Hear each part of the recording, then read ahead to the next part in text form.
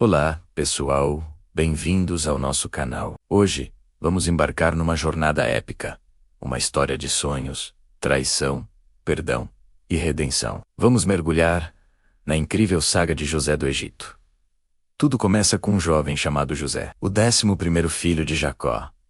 Ele era o filho favorito, e seu pai o presenteou com uma túnica magnífica, toda colorida. Isso, claro, não agradou nem um pouco seus irmãos mais velhos.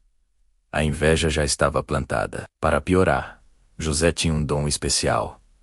Ele recebia sonhos proféticos de Deus. Em um desses sonhos, ele viu feixes de trigo, representando seus irmãos, se curvando diante do seu feixe. Em outro, o sol, a lua e 11 estrelas se curvavam para ele. Quando ele contou isso para a família, a raiva dos irmãos só aumentou. Você acha que vai reinar sobre nós? Eles perguntavam cheios de desprezo. A oportunidade para se livrarem de José surgiu quando Jacó o enviou para ver como os irmãos estavam, pastoreando as ovelhas, longe de casa. Ao verem José se aproximando de longe, eles conspiraram. Lá vem o sonhador, disseram. A ideia inicial era terrível, mas Rúben, o mais velho, tentou salvá-lo, sugerindo que o jogassem numa cisterna vazia, planejando resgatá-lo depois. E assim, fizeram. Arrancaram sua túnica colorida e o jogaram no poço. Mas antes que Rúben pudesse voltar, uma caravana de ismaelitas passou por ali. Judá teve outra ideia. Vamos vendê-lo como escravo. Assim, não sujamos nossas mãos com o sangue dele. E foi o que aconteceu. Por 20 moedas de prata, José foi vendido. Para encobrir o crime, eles mancharam a túnica com sangue de um cabrito e a levaram para o pai. Jacó, que, desolado, acreditou que seu filho amado havia sido morto por um animal selvagem.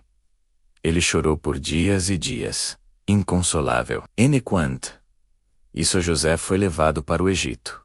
Lá, ele foi comprado por Potifar, o capitão da guarda do faraó. Apesar da sua situação como escravo, José não perdeu a fé. Deus estava com ele, e tudo o que ele fazia prosperava. Potifar percebeu isso, e logo colocou José no comando de toda a sua casa. Ele se tornou um administrador de confiança, responsável por tudo. José era um jovem de boa aparência, e a esposa de Potifar começou a honrá-lo como becerro. Dia após dia, ela tentava seduzi-lo. Mas José, fiel a Deus e ao seu Senhor, recusava firmemente. Como eu poderia fazer algo tão mau e pecar contra Deus? Ele disse-a. Um dia, quando estavam sozinhos em casa, ela o agarrou por sua capa, insistindo. José fugiu, mas deixou a capa para trás.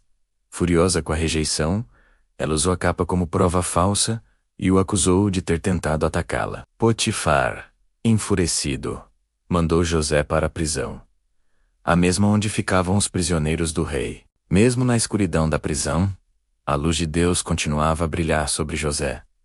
O carcereiro logo viu as qualidades de José e, assim como Potifar, colocou-o encarregado de todos os outros prisioneiros. Nada era feito sem a sua supervisão. Aconteceu que 2 oficiais do faraó, o copeiro-chefe e o padeiro-chefe, ofenderam o rei e foram jogados na mesma prisão. Certa manhã, José os encontrou muito preocupados. Ambos tiveram sonhos na mesma noite e não sabiam o significado. José, com a sabedoria que vinha de Deus, disse: As interpretações não pertencem a Deus? Contem-me os sonhos. O copeiro contou que sonhou com uma videira com 3 ramos que brotaram, floresceram e deram uvas. Ele espremeu as uvas na taça do faraó e a entregou a ele. José interpretou: Em 3 dias, o faraó vai te restituir ao teu cargo. E fez um pedido: Quando tudo estiver bem com você, por favor, lembre-se de mim e peça ao faraó para me tirar daqui. Em seguida, o padeiro, animado, contou seu sonho. Ele tinha 3 cestos de pão branco na cabeça, e as aves vinham comer. A interpretação de José, no entanto, foi sombria. Em 3 dias, o faraó vai te executar. E, exatamente como José previu, 3 dias depois, no aniversário do faraó, o copeiro foi perdoado e restituído, e o padeiro foi executado. Mas na sua alegria, o copeiro se esqueceu completamente de José.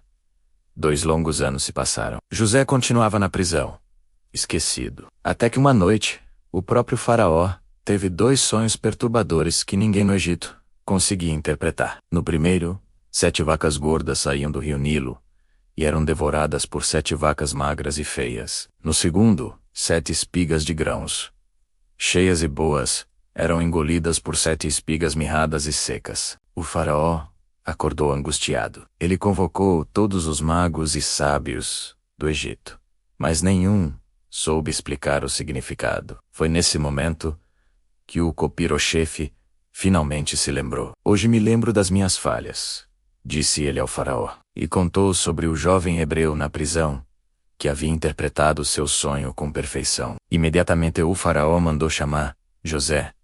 Tiraram-no às pressas da masmorra. Ele se barbeou, trocou de roupa, e foi levado à presença do rei mais poderoso da terra. O faraó disse: ouvi dizer que você interpreta sonhos. Com humildade, José respondeu: não eu, mas Deus dará ao faraó uma resposta de paz. Depois de ouvir os sonhos você, explico, os 2 sonhos são um só. Deus está mostrando ao faraó o que ele está para fazer. As 7 vacas gordas e as 7 espigas cheias são 7 anos de grande fartura que virão sobre todo o Egito. E as 7 vacas magras e as 7 espigas mirradas são 7 anos de fome que virão depois. A fome será tão severa que a fartura será esquecida. Então, José, ousadamente, aconselhou o faraó a escolher um homem sábio e prudente para administrar o Egito, armazenando 1/5 de toda a colheita durante os anos de abundância para se preparar para os anos de fome. O faraó ficou impressionado. Ele olhou para seus conselheiros e disse: poderíamos encontrar alguém como este homem, em quem está o Espírito de Deus. Voltando-se para José, o faraó declarou: visto que Deus lhe revelou tudo isso, não há ninguém tão criterioso e sábio como você. Você estará no comando do meu palácio, e todo o meu povo se sujeitará às suas ordens. Apenas no trono serei maior que você. Naquele dia, José, o escravo hebreu, o prisioneiro esquecido, tornou-se o segundo homem mais poderoso do Egito. Ele tinha 30 anos. O faraó deu-lhe seu anel de sinete e vestiu-o com roupas de linho fino. Colocou um colar de ouro em seu pescoço e lhe deu uma esposa, Azenate. Nos 7 anos seguintes, José viajou por todo o Egito, organizando a coleta e o armazenamento de uma quantidade imensa de grãos. E então, como previsto, os 7 anos de fartura acabaram e a fome começou, não apenas no Egito, mas em todas as terras vizinhas. No entanto, no Egito havia pão. Pessoas de toda parte vinham comprar grãos de José.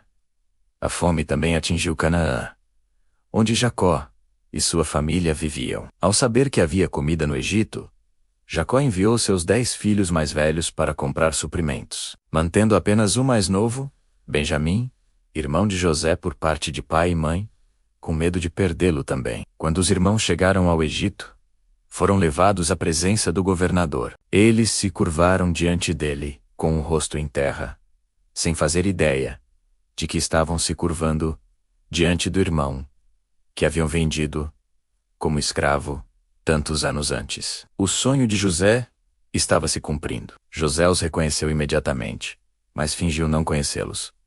Ele os acusou de serem espiões. Eles se defenderam, contando sobre sua família, sobre o pai idoso e o irmão mais novo, que ficou em casa. Para testá-los, José os prendeu por 3 dias. Depois, disse que um deles ficaria como refém, enquanto os outros voltavam com o irmão mais novo, para provar que diziam a verdade. Os irmãos, aflitos, começaram a falar entre si em hebraico, achando que José não entenderia. Certamente estamos sendo punidos pelo que fizemos ao nosso irmão, diziam. José, ouvindo tudo, teve que se afastar para chorar. Ele manteve Simeão como refém e mandou os outros de volta, mas secretamente ordenou que o dinheiro deles fosse colocado de volta em seus sacos de grãos. Quando eles descobriram o dinheiro no caminho, ficaram aterrorizados. Ao voltarem para casa, contaram tudo a Jacó, que se recusou a deixar Benjamim ir. Vocês me privaram dos meus filhos. José não existe mais. Simeão não existe mais. E agora querem levar Benjamim. Mas a fome era severa. Quando a comida acabou, Judá interveio, prometendo a Jacó que seria pessoalmente responsável pela segurança de Benjamim. Relutantemente, Jacó concordou. Os irmãos voltaram ao Egito, levando Benjamim e presentes para o governador. Ao ver seu irmão mais novo, José ficou profundamente comovido. Ele os convidou para um banquete em sua casa. Durante a refeição, ele deu a Benjamim uma porção 5 vezes maior que a dos outros. Na manhã seguinte, enquanto eles partiam, José armou um teste final. Ele mandou que sua taça de prata pessoal fosse colocada no saco de grãos de Benjamim. Pouco depois, seu administrador os alcançou e os acusou de roubo. A taça foi encontrada com Benjamim. Desesperados, os irmãos rasgaram suas vestes e voltaram para a cidade. Diante de José, Judá fez um discurso comovente. Ele explicou o profundo amor do pai por Benjamim e se ofereceu para se tornar escravo no lugar do irmão, para que o pai não morresse de tristeza. Ao ver a mudança genuína no coração de seus irmãos, a sinceridade e o sacrifício de Judá, José não conseguiu mais se conter. Ele mandou todos os egípcios saírem da sala e, chorando alto, revelou sua identidade. Eu sou José. Meu pai ainda está vivo? Os irmãos ficaram paralisados de medo e choque. Mas José os confortou. Não se aflijam, nem se culpem por terem me vendido para cá, pois foi para salvar vidas que Deus me enviou adiante de vocês. O que vocês planejaram para o mal, Deus transformou em bem. A notícia chegou ao faraó, que ficou feliz e providenciou tudo para que toda a família de José se mudasse para o Egito. E assim, Jacó, com todos os filhos, netos e rebanhos, desceu para o Egito.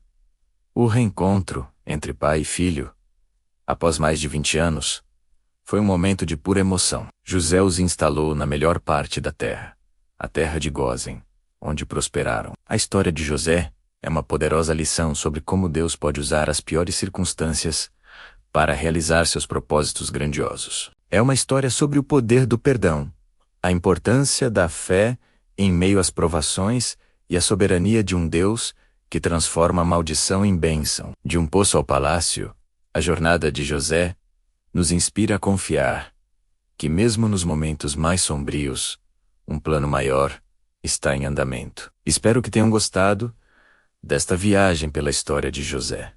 É um relato que atravessa milênios e continua a tocar nossos corações. Se você gostou deste vídeo, não se esqueça de deixar o seu like, se inscrever no canal e ativar o sininho para não perder nossas próximas histórias. Muito obrigado por assistir e até a próxima.